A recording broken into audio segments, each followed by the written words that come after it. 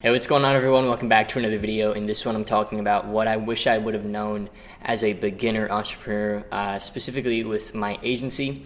Now I've grown my agency to a point where we're having $10,000 profit days. I'm actually making a video soon where I'm breaking down the first $10,000 profit day that we had, how it happened, how it came to be, and you're going to get all of that soon. So subscribe, turn on notifications for the channel. But in this video, I'm really just talking about what I wish I knew, some of the bare minimum basics that I feel like I kind of disregarded out of just like whether it's ignorance or just, newbie stupidity or whatever it was. There was a lot that I was missing, and I look back and honestly, I kind of laugh at myself a little bit because, I used to think I knew a lot that I just truly don't or truly didn't. And even to this day, there's a lot that I still have to learn. And I'm just excited to see where it all goes because I've seen the trajectory and things are just moving really quickly, and it's really amazing to be on board of this thing. But I really want to make this video about, if you're a beginner, some things you should probably internalize. And as well, if you are in that intermediate range, we've got like 2 to 4 clients and you're really just wanting to scale, some of the things that would allow you to scale from, a 6-figure level to a multiple 5-figure monthly level, like I've been able to do. And, even one of the people that I'm working with that is coaching me directly, his agency is at $110,000 a month, and that's a done-for-you social media marketing agency, and they service attorneys. So, there's a lot of scalability here if you come at this right, and that's where I want to start in this video, is by talking about understanding scalability and systems. So I think a lot of people look at their business kind of as this like hard to grasp, hard to calculate within, and hard to, it's like as if the business is this hard to tame and hard to work thing. But the reality is, if you boil your business down to its core elements, at the end of the day, all it is a client attraction system and a client results system. And this is actually what I talk about in my course, 6-Figure Marketing Consultant. And what I go in depth on is, look, like all you need are 2 systems, attraction and results. Attraction and results. So those are the first 2 subcategories. Within those subcategories, there's subcategories there. So like with attraction, it's like, are you doing paid methods?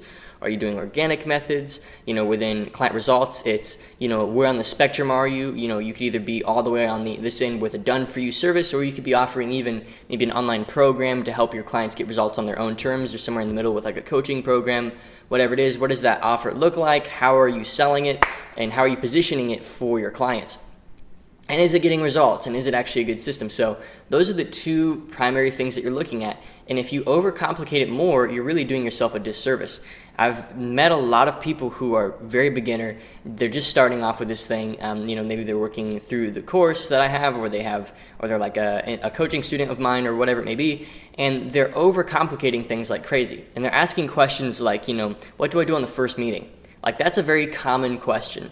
And I got to tell you, when you think about sales at a core level, like what is it when somebody exchanges money with you? Well, simply they're giving you money for something that they want more than the money at that current moment. And so all you really have to do in a meeting, whether it's a sales meeting or the first time you're meeting a client or whatever it is, man, you really just have to boil down to its bare bones necessities. And what does a client need? Well, they need to know that you're the right fit. So you need to listen to them. And in order to listen to them, you have to know what you're listening for. You got to listen for objections. But I'm kind of going off on a tangent. I apologize. I need to keep this about what I wish I knew when I was a beginner. And I think that whole point can be summed up in simplify the friggin' process. Don't make it so horribly complicated. Truly, running a profitable marketing agency is a simple process.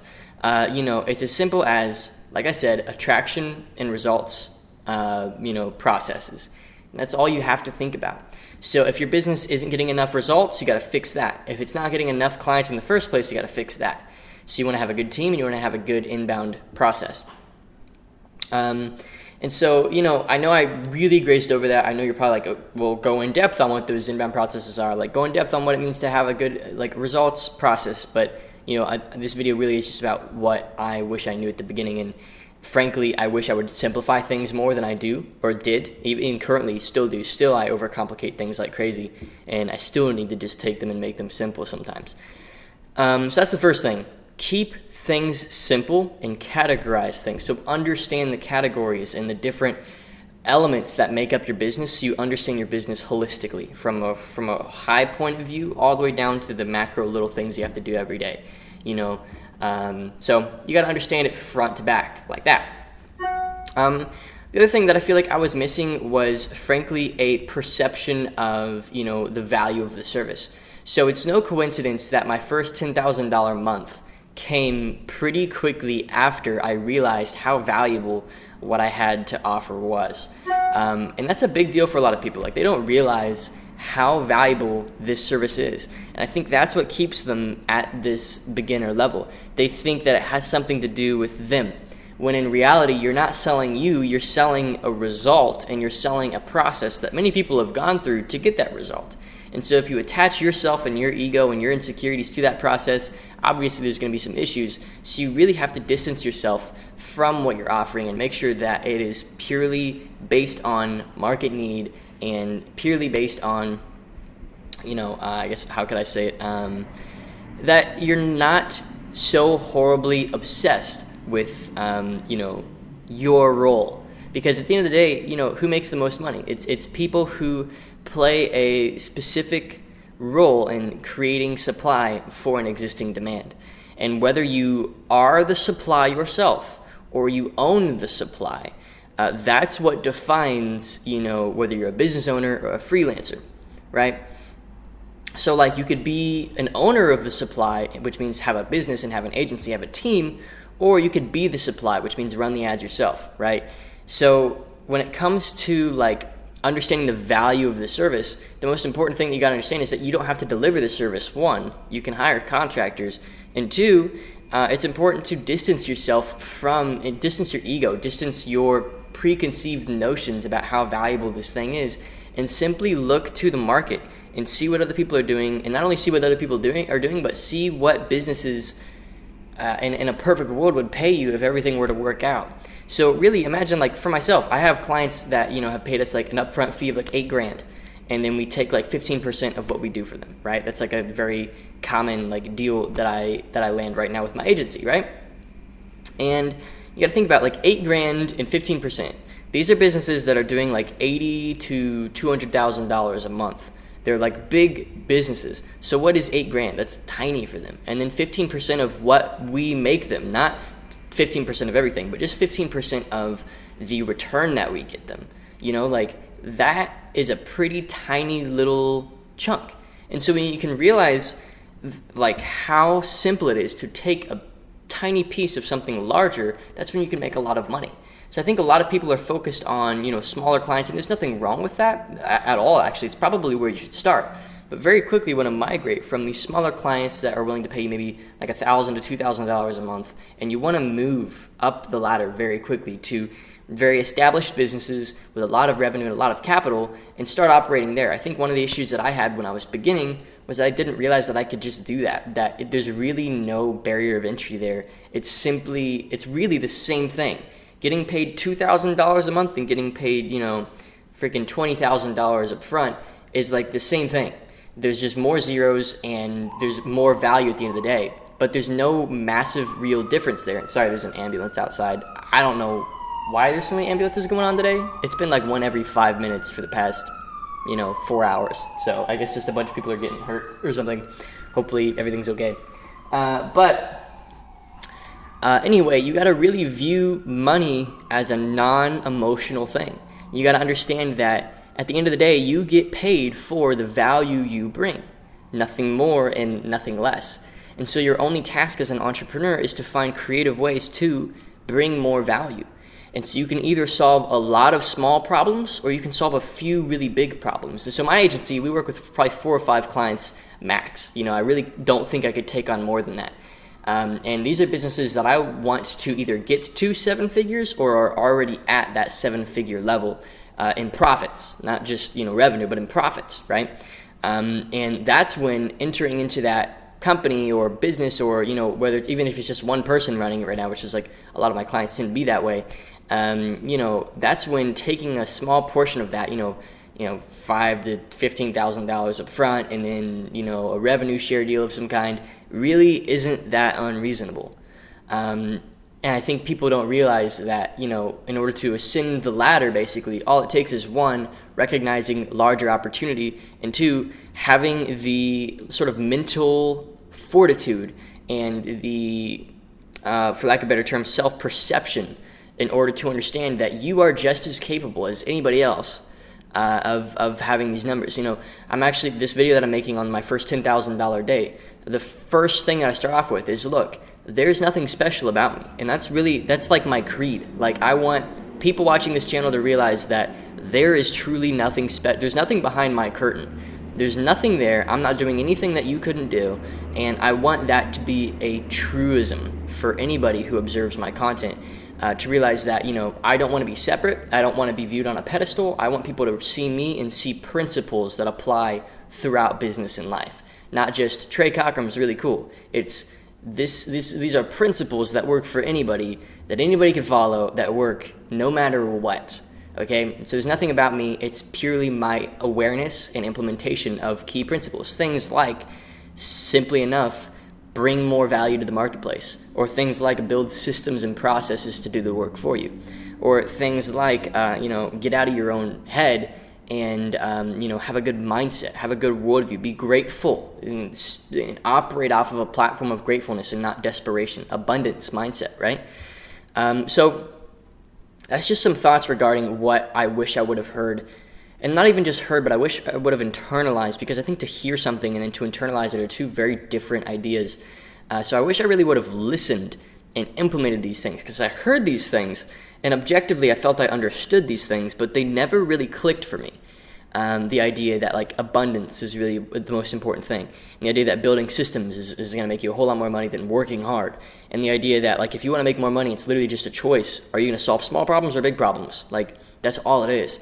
I think people have this emotional sort of view of money. It's been put on this pedestal in society.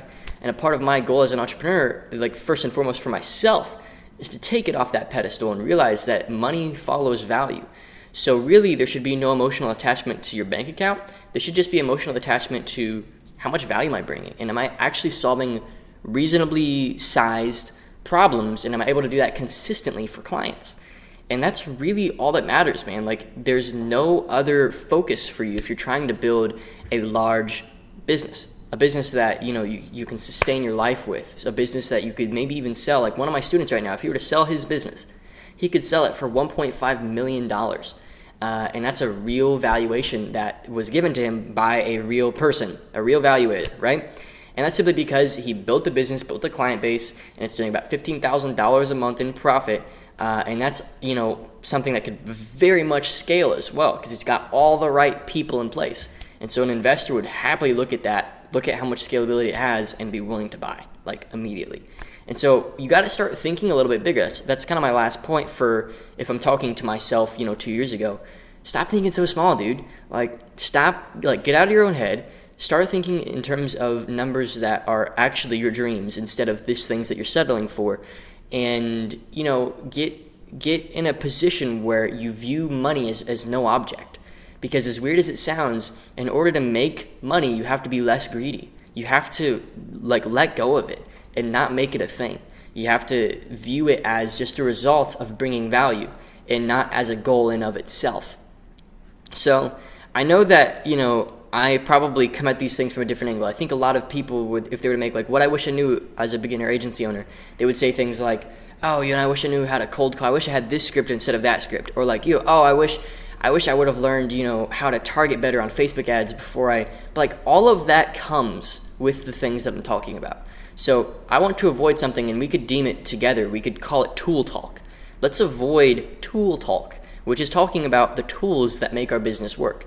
I don't want to talk about tools on this channel. Tools change. Facebook ads changes. Let's be real. 2 years from now, Facebook ads will be woefully different than it is right now. Will it affect our business, though? Not if we let it, because it's principles applied that allow for success, not the tools that allow us to see success. Doesn't matter what camera I'm using, what microphone I'm using, whether it's YouTube or Vimeo or whatever. It's all about people at the end of the day. You'll still follow me. If I get off YouTube, go to another place, YouTube's not the thing. It's not YouTube. It is what this interchange is doing for both of us. It's communication at the end of the day, and you got to see through the tools into the result that the tool gives you, so that you can then apply the principle of that tool. So like, for example, I recently got shut down on Facebook ads. I can't run ads right now for my own stuff. So like for my course, for my coaching, for you guys, I can't, and it's frustrating. But I also realized, like, look, like, who cares? Because really, YouTube paid ads is really similar. It's the same thing almost to a T if you don't look at all the details. If you look at all the details, it's very different. But I could just run YouTube pre-roll ads, so I'm okay for now. It's no big deal. So you got to be willing to apply the principle across the board. And that, my friends, would be what I would change if I were starting over, what I wish I knew as a beginner agency owner. And I hope this video was valuable to you. Listen, I'm finishing up the 6-figure marketing consultant program, and I really want to be getting some people on board in that. I'll either leave some information in the description. You can check it out and just invest off the bat. Or I believe I'll leave some other options as well regarding contacting me and seeing if you're in a good spot for it. But it is a beta program, so we have week 1 done at this time. If you're watching later, week 1 is basically the overview, how the business model functions from a high level view. Week 2 is mindset training, so really changing your view of yourself and changing how you think.